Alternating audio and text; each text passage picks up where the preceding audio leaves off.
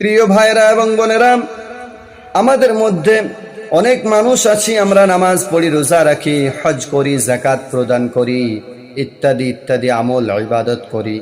কিন্তু সব আমলগুলো এগুলো হতে পারে লৌকিকতা, মানুষকে দেখানোর জন্য আমরা করি, অথবা মানুষের কাছে নাম পাওয়ার জন্য আমরা করি, এমনটাও হতে পারে।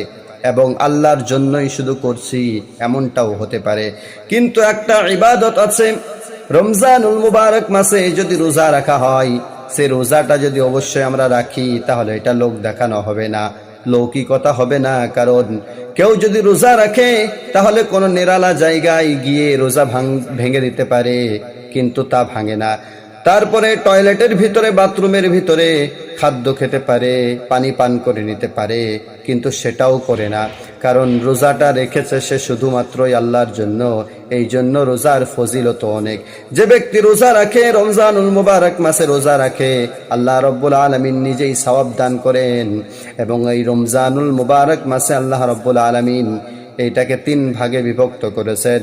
প্রথম 10 দিন হচ্ছে রহমত, তারপরে হচ্ছে বরকত, তারপরেই হচ্ছে মাগফিরাত, নাজাত। সুবহানাল্লাহি ওয়া বিহামদিহি। এই জন্য সম্মানীয় ভাইরা, সামনে আসছে রমজানুল মুবারক মাস, আমরা সকলেই নিয়ত করি ইনশাআল্লাহ 30 রোজা আমরা আল্লাহকে সন্তুষ্ট করার জন্য, আল্লাহকে রাজি করার জন্য করব ইনশাআল্লাহ।